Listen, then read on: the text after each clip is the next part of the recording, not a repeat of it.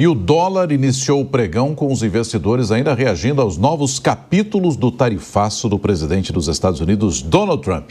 Assunto para Alan Gani, que já está de volta aqui com a gente. Bom, Gani, como é que está o comportamento da moeda americana no dia de hoje? Então, na abertura, poucos negócios ainda, mas o dólar cotado próximo de 5,46, com uma ligeira queda de 0,42%, refletindo novamente a escalada da guerra comercial com novas tarifas para alguns países. Na verdade, esse movimento do dólar de hoje reflete o que aconteceu com o dólar nos últimos tempos, desde o início da guerra tarifária. Basicamente, o dólar perdeu força perante outras moedas, principalmente o euro. O investidor, ele não gosta de guerra tarifária, ele não gosta de protecionismo, ele vê com bastante desconfiança essas políticas do presidente dos Estados Unidos. Com isso, correm para outras moedas, correm para outras economias, investimento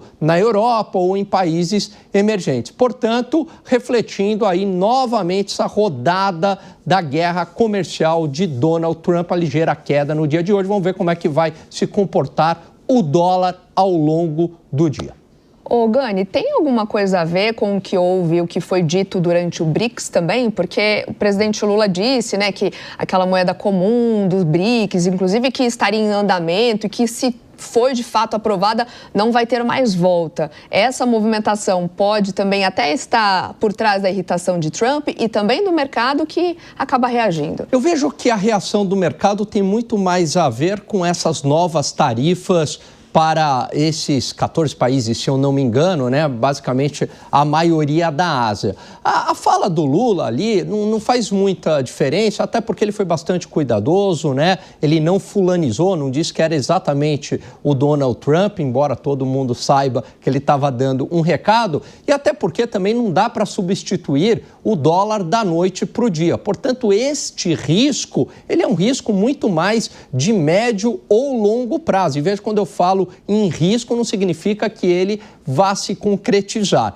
Então, o Trump ameaça ali, vou colocar 10% de tarifas adicionais para aqueles países dos BRICS que adotarem políticas anti-americanas. Também fica muito vago, o que seriam as políticas anti-americanas. Então, o que eu vejo, Soraya, basicamente reflete muito mais essa nova rodada de tarifas protecionistas para os países asiáticos.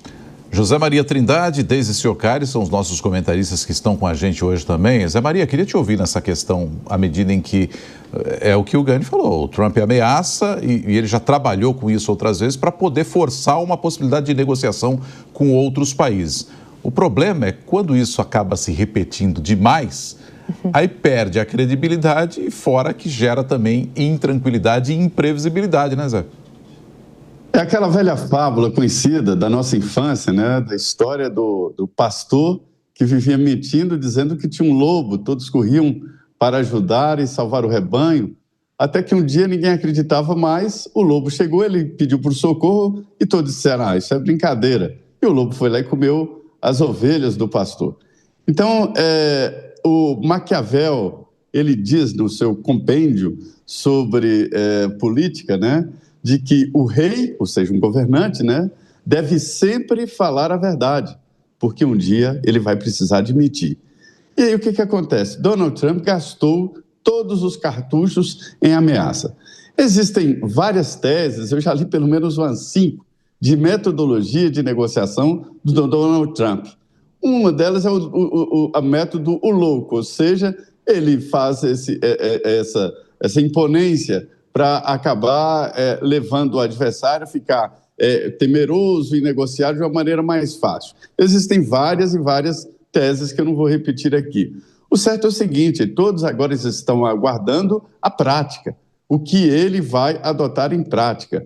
O certo é o seguinte, lidar com um assunto tão sensível por mídia social, por plataformas, é muito perigoso e instável demais. Esta é a realidade. Agora, eu acho que no mérito, no conteúdo, Donald Trump tem razão. Era mesmo preciso dar uma sacudida nesta relação comercial dos Estados Unidos com o mundo. Lembrando sempre Ele é presidente dos Estados Unidos, não é do Brasil, não é da China e não é de outros países. Então, ele está na razão dele de mexer, de dar uma sacudida, uma situação que não estava boa mesmo para os americanos.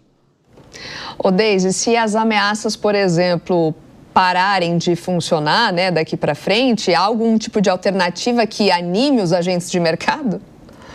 Olha, Soraya, a alternativa, pelo menos o que demonstra esse cenário todo agora, é que o que os mercados estão dizendo diante disso tudo é que o dólar já não é mais tão invencível quanto era antigamente, ou quanto era alguns meses atrás, né? Então, o dólar perdeu força agora, muito mais, ele perdeu força frente ao euro, muito mais no movimento que reflete a fragilidade da economia americana do que a força da Europa. Então, é muito mais por um descrédito americano do que uma força europeia.